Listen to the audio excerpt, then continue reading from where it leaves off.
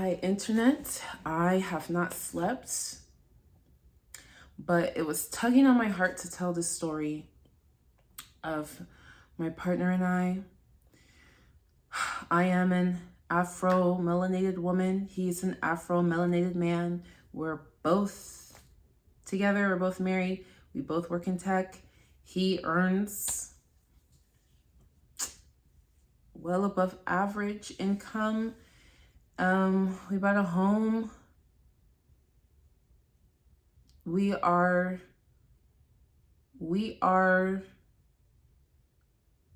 what I would call a successful couple.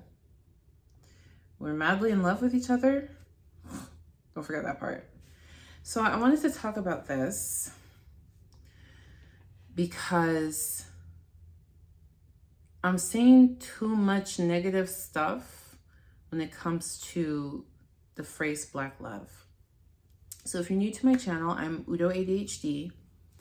I talk about whatever I want. So if you're gonna subscribe because you like my vibe.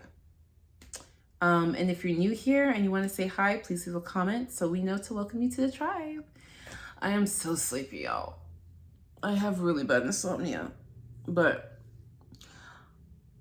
this was one of the things racing through my mind that I couldn't sleep. I couldn't fall asleep because this was running through my mind. Like, just this negativity, man. Whenever I tell my story online, and mind you, I know there's misogynoir, I know. I feel like this incel movement has become so normalized online. It's disgusting. And, unfortunately, they target women who look like me. Yeah, there's something about seeing us smiling or hearing that we're happily married. I don't know, it's a trigger for them. If I just described you, just take your meds and chill. You don't need to ruin. That's another rule of my channel. You're not gonna come on here with a comment to ruin the vibes. That's what you're not gonna do. Like, grow up, read the room. Okay. So yeah, I just want to share my story because Black love, I know it means different things to different people, and I am an immigrant, so I'm aware that I may be ignorant of what all it can mean. But what I do know is I am a Black woman with a Black man, and so yeah, we're doing it, right? We're doing it. So people have asked me about, how did I find him? How did I find a man who earns the kind of money that he makes and treats you like this and that? And I will say that first it started, okay, let me say, number one, I am what he finds attractive. When he first met me, I was wearing a form-fitting dress. I had hair long like this, but kinky straight. I think I had a little bit of blush and some eyeliner. And he likes that look. He likes that look. And that's what he prefers.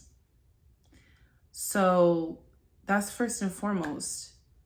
How you look matters, but you can't help who finds you attractive. You can't help that. Yeah, it's something you cannot help. Well, I'm just saying that it matters how you look. But what does that look need to be depends on the guy. There are people who do not prefer how I look, clearly. So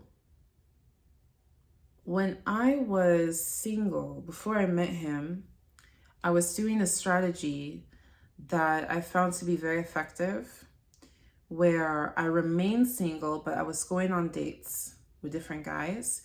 And I was doing activities that I personally liked, that were of my interests.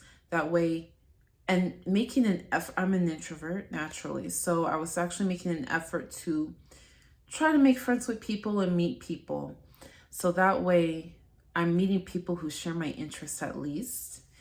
And I would let these guys know after, talking phase and preliminary, little dates.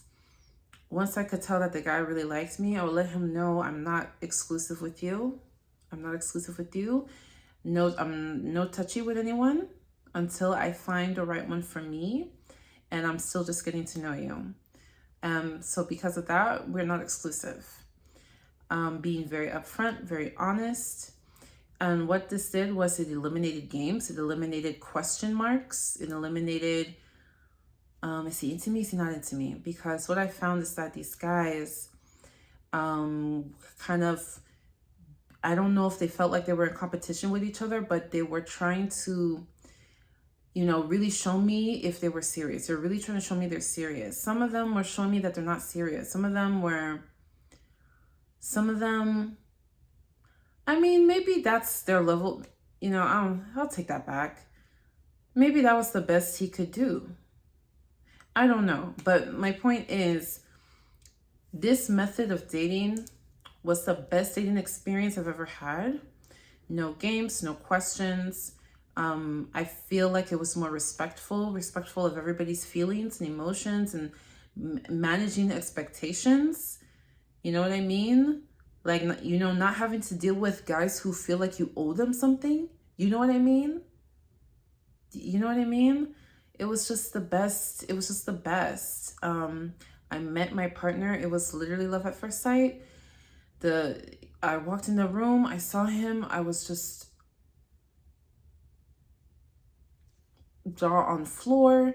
He was just such a beautiful angel to me. The light in the room was shining on his skin. His skin was just so golden. Oh, like looking like gold, man. I don't have that. I guess he has like a golden undertone to his skin.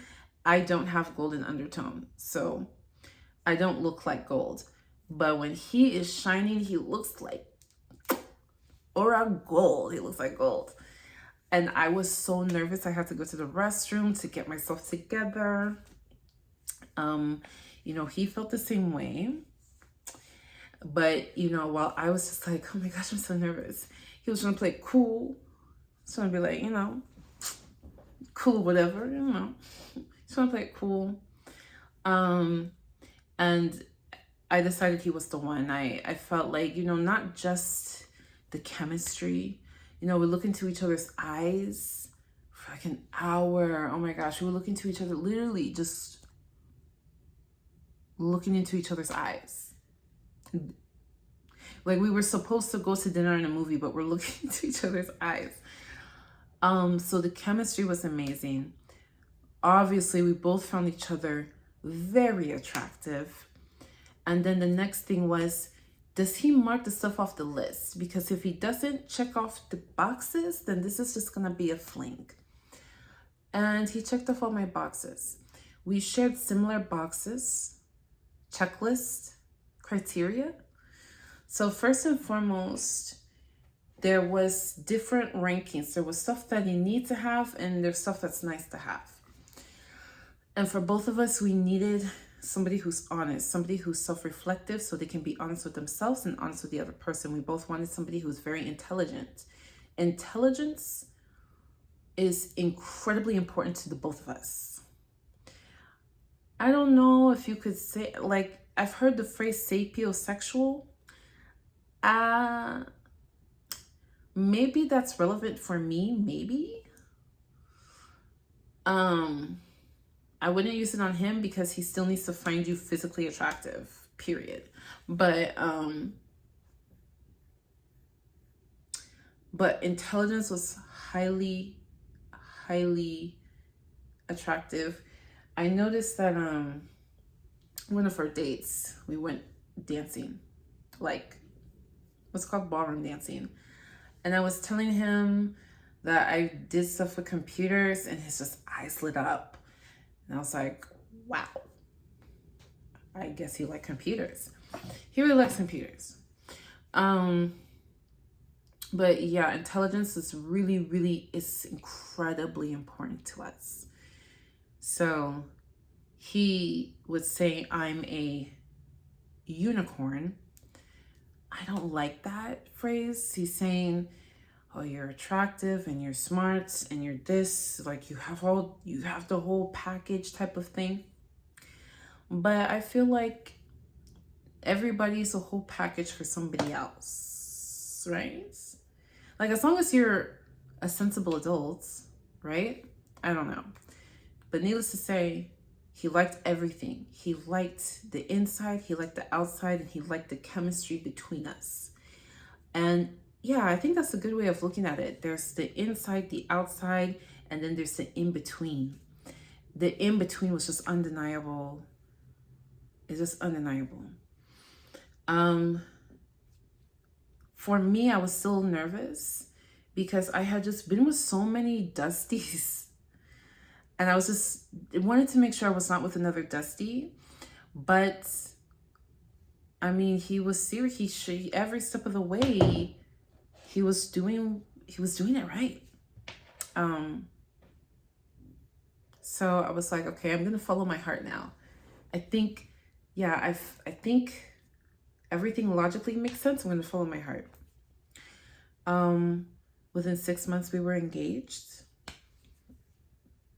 We talked about marriage. Like, it got to a point where it was like, okay, we really like each other. We have the same values.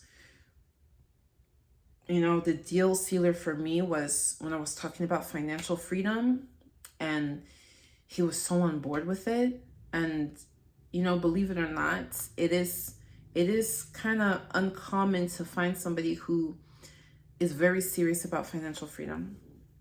But anyway, so another criteria that was very important to me was he needed to be self-sufficient. No roommates, you know, a steady job, not hopping from job to job, hustle to hustle. You can take care of yourself. He needed to have that. My partner did not have that criteria on his list. He did not actually. He met me when I was unemployed. I was unemployed when he met me. He did not care. He didn't care at all. He didn't care. He just cared that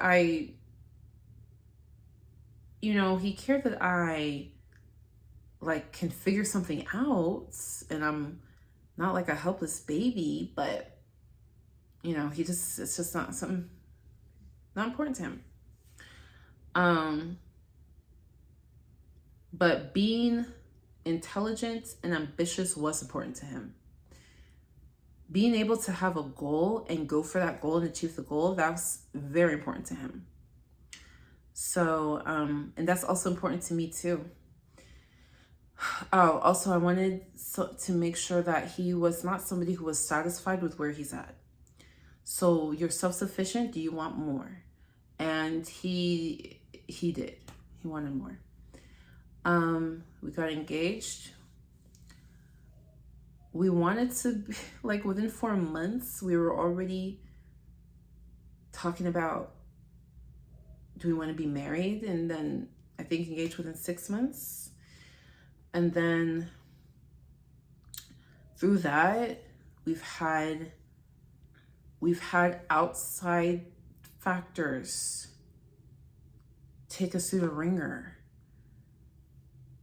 Just certain family members, certain bosses,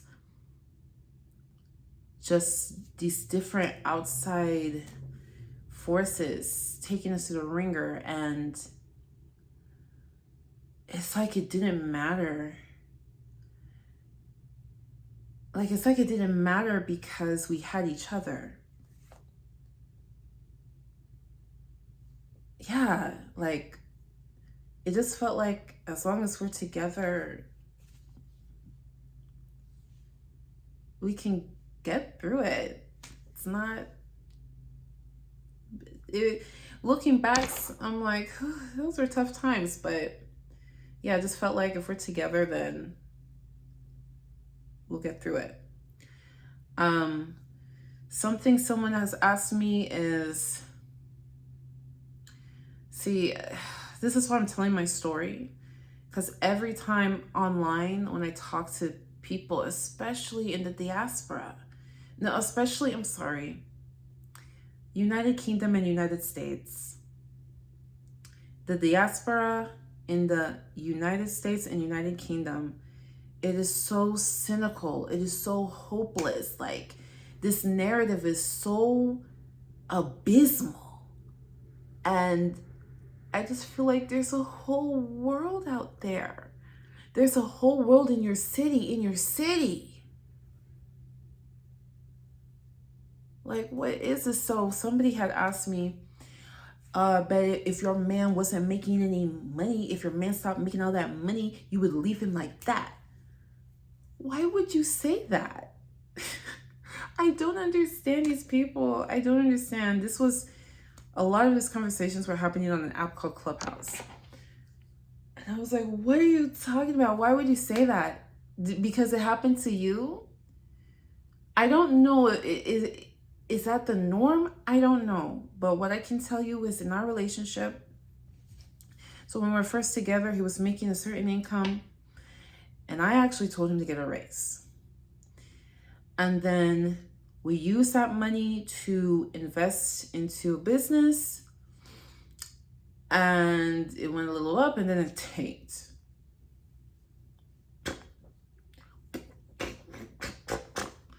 Horrible, horrible, horrible, horrible, horrible. Through that time, we were still together. When everything just feels like it's a match, and you've decided, this is who I want to be with. I want to feel this for the rest of my life. This is the companion that I want for the rest of my life. And they meet all the criteria I'm looking for. I don't know if I mentioned this earlier. Another criteria I had was that the guy needs not only to have a good job, a steady lifestyle, he needs to have a skill that is highly marketable. So if anything happens to that job, he can get a new one, he can start a business, he can do what needs to be done to figure things out. That was another high, like, I think I had like 5, like, high up there, like, okay, we gotta make sure these are knocked out first. If these criteria is good, dang, all the rest is nice little cherry on top. And I think that was one of them. And so when we tanked, why would I leave? Why would I don't know. And that also had me question, do people not fall in love? Is falling in love not a thing? I know many people do not marry for love. I know many people, the type of love that I have, Cupid's arrow shot me, love at first sight, honeymoon phase that never ends. I know that type of love is, not everybody has that.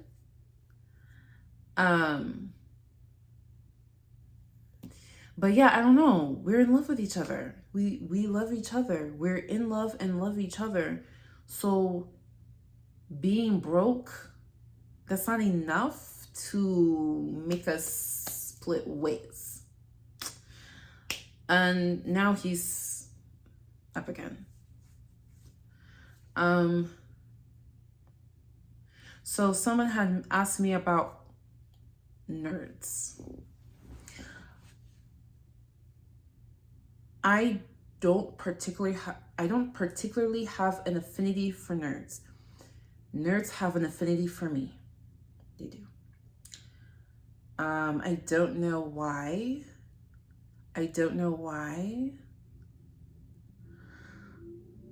But What I do know is I'm very open, like I'm not turned off. I heard this word corny. I'm not turned off by somebody who is corny. That doesn't turn me off. What are things that are corny? People who made good grades in school, they were calling them corny. I don't know, y'all. It's the stupidest things that are called corny. If you have a hobby, you like to watch the anime, okay, but what is that? That's not bothering me.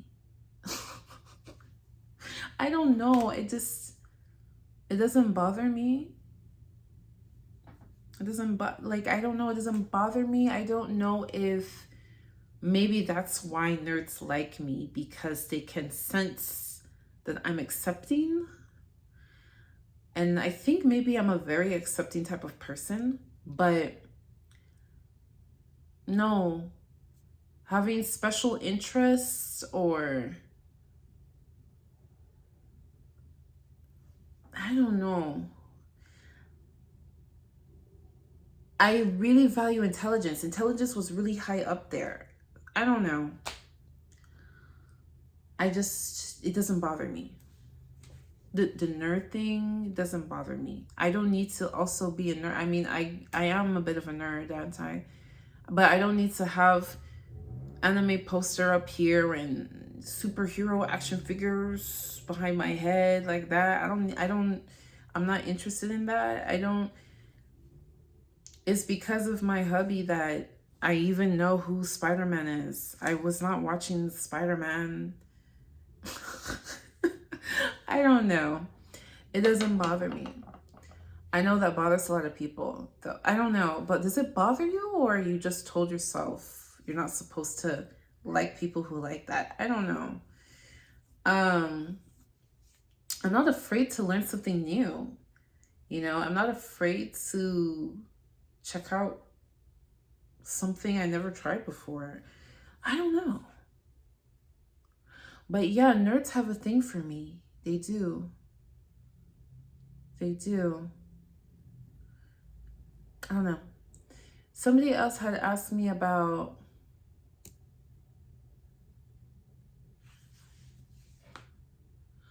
what did they ask me about?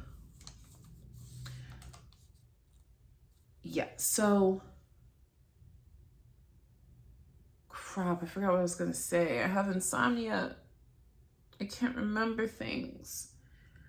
What was I gonna say? Dang, I forgot what I was gonna say.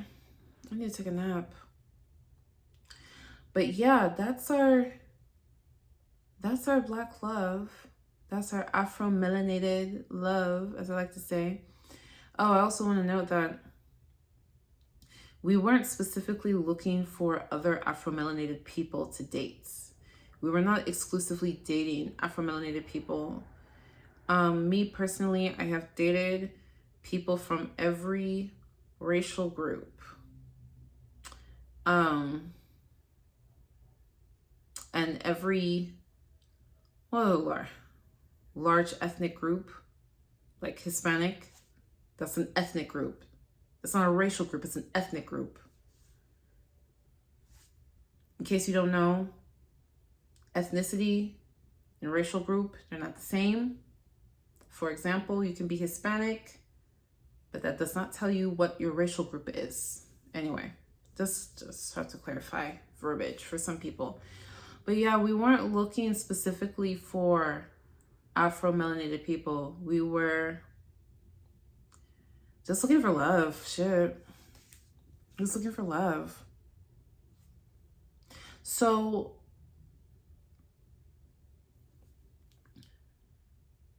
when I hear these advice, usually it's given by someone who's single and wants to remain single. So I find it weird. But they'll give advice like, I don't know, they give the kind of advice that makes me depressed. This is what I wanted to say. I was completely willing and ready to be single for the rest of my life.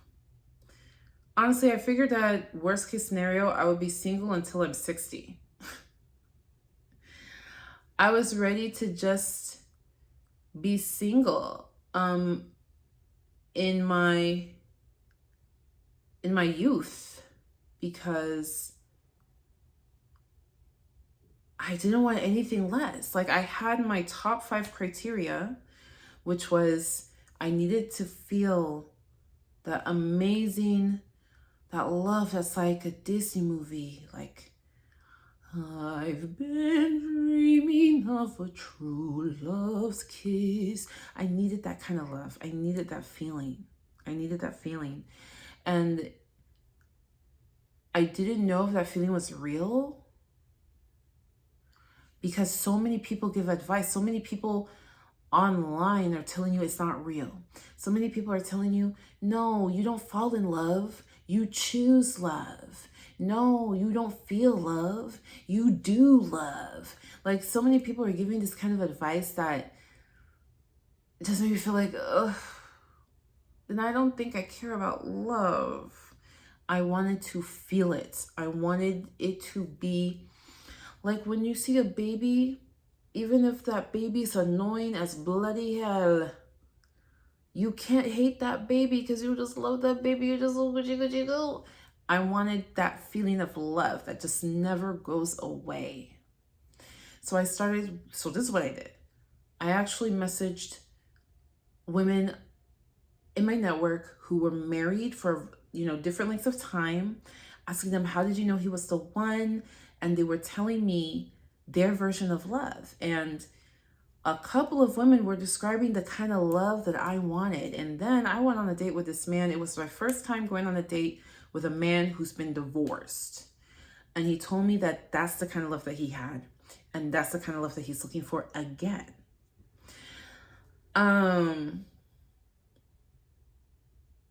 And that gave me validation. And the man was older than me.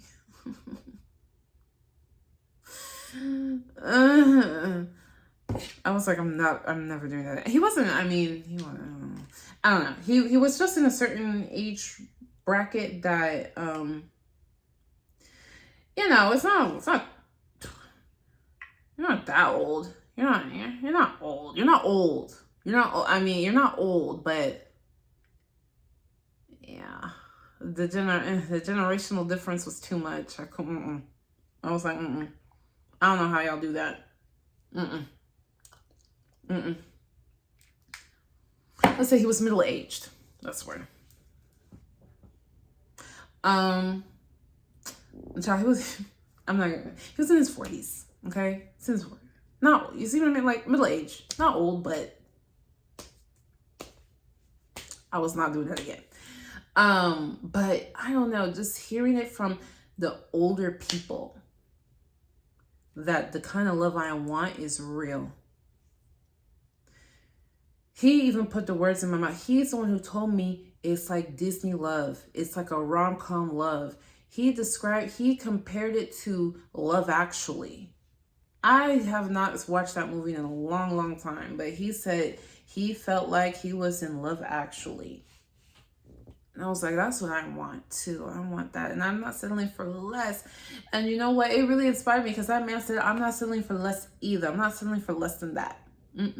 So I'm like, if this man, if he at his big age still believe in this Disney love, then I sure as hell I'm going to find my Disney love. And I found it.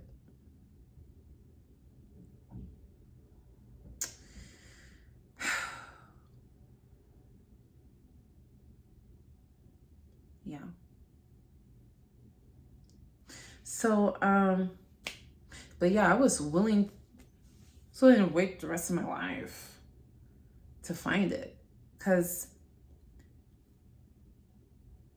when I say I was willing to be single for the rest of my life, what I mean is I was willing to not settle down with any one guy until I found it. Like, I was searching.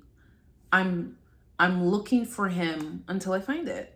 And I'm not going to stop looking until I find him. I'm not going to stop looking. So that's what I mean. So I'm sure I still would have had fun, still would have had flings, still would have had, you know, whatever. But I wasn't gonna stop till I found him. So that's the mentality that I have. When I say that online, I don't know why it's men who get heated. This is my advice to women who want the kind of love that I found. And it's, why is it dudes who are getting mad? This doesn't affect you. It does not affect you. Why? I don't understand. It's this, you know what I'm saying? This makes me so sad. Like, why? Why is this topic so negative? Why is it so negative? Something as beautiful and as precious as finding true love. Why are you trying to tear people down and tell them that they don't deserve it, or they'll never find it, or it's not worth looking for? Why are you trying to tell people like me to like just find somebody to marry? Just pick somebody? Ignore your desires and what you're hoping for and wishing for and what you want and what you like. Ignore that. Just find a guy who likes you. Find a guy that you meet his criteria and just pick him, even if he doesn't meet yours. That doesn't make sense to me. That's not fair to me. And I don't know, that's just not me. And I know everybody's different. Everybody's looking for a different type of love. Everybody's looking for a different type of relationships. There are a lot of people who will get married for just the benefit of, well, I want kids. That's really all I care about. So let me marry somebody so these kids are not out of wedlock. Or they, you know, well, the financial benefit, you know, we're living in the house together and all this stuff together. There's some people who marry just for that. And I'm not that. I'm not that. And I was not willing to do that. I was not willing. No, I'm not willing to do that.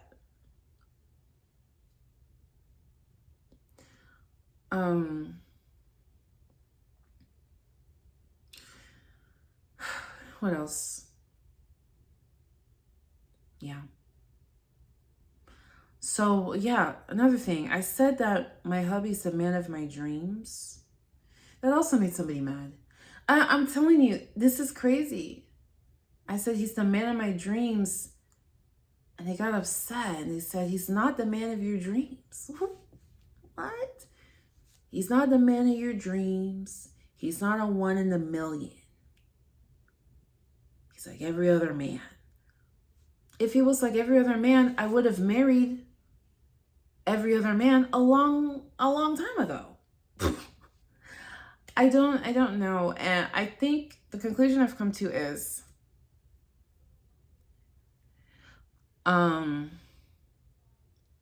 some people they don't consider true love. Some people really have just completely given up on that. And they're projecting onto other people. And it's unfortunate. This is what a thing to project, you know?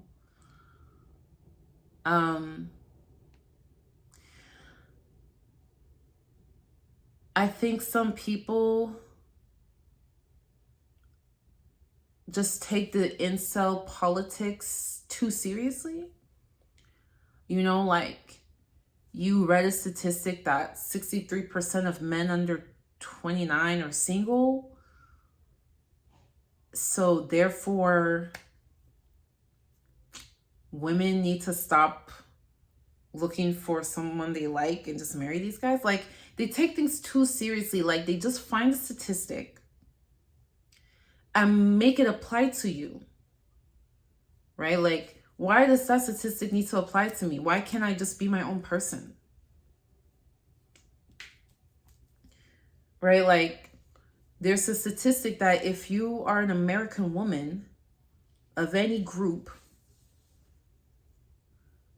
like, you have a whatever percent chance of having having a child that the father abandons. And somebody will really, I wouldn't be surprised if somebody's tapping that right now, and they'll trying to tell me, oh, that's what's going to happen to me. What indication? Because you think I'm American? So therefore, with that statistic, that means that that's me? I don't know. It's just weird. And I do have a friend in real life. He kind of is like that. He'll find statistics and try to make very broad statistics apply to specific people in specific situations. And it's like, why? Right? For example, no, sometimes it's not even a lot of times it's not a real statistic. Most of the time, it's a fake statistic. Most of the time, it's something he just kept hearing on these podcasts. These people who are single, they keep saying things, and repetition make you believe it.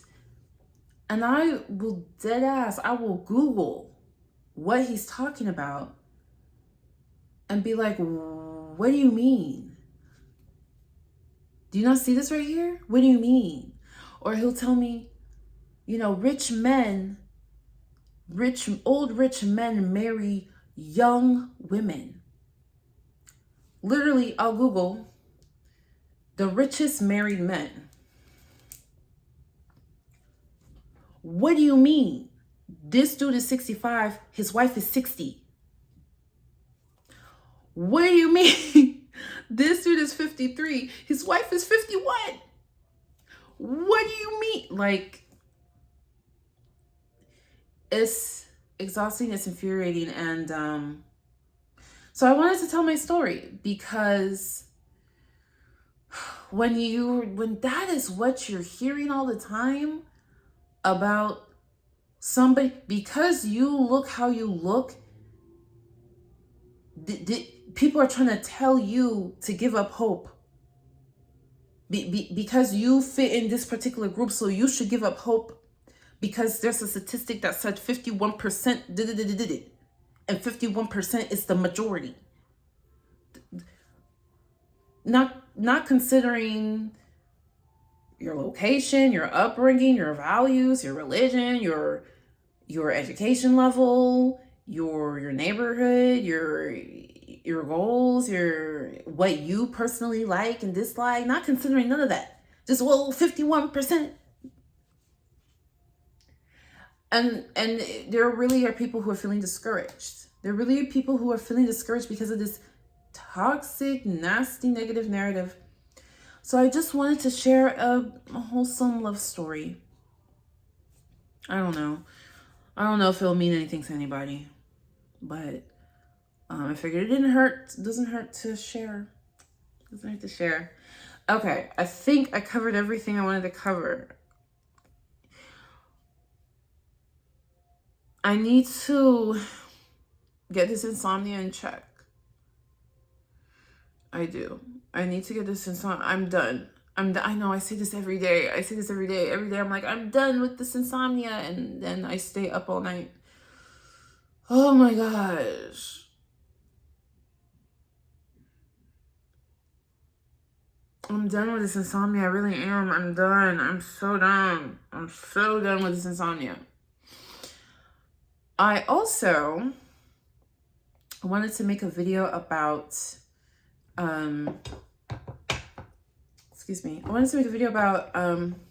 wedding planning. Okay. So hubby and I are actually finally planning the big shebang. Like wedding that everybody's invited to. We're actually planning that.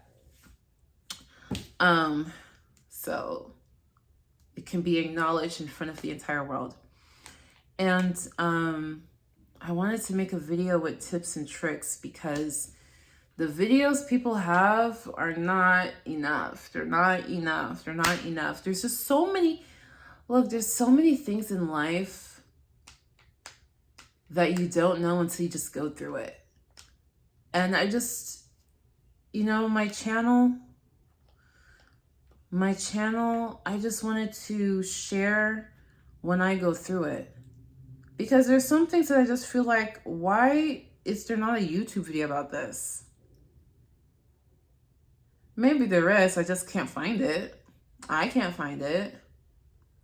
Just like I'm sure there's gonna be somebody who's like, isn't there any good love stories? And mine exists, but they won't be able to find it. But if you like and subscribe, it increases their likelihood of being able to. So, okay, I'm done. I'm gonna go sleep. I think I covered everything about our relationship. Yeah, if anybody actually watches this, leave a comment below and let me know what you think. Because as much as this negative narrative infuriates me, it also fascinates me. I don't have time to get into the politics of it all and an analysis breakdown of it all, but maybe in the future I will. Okay, until next time, much love, much luck, peace out.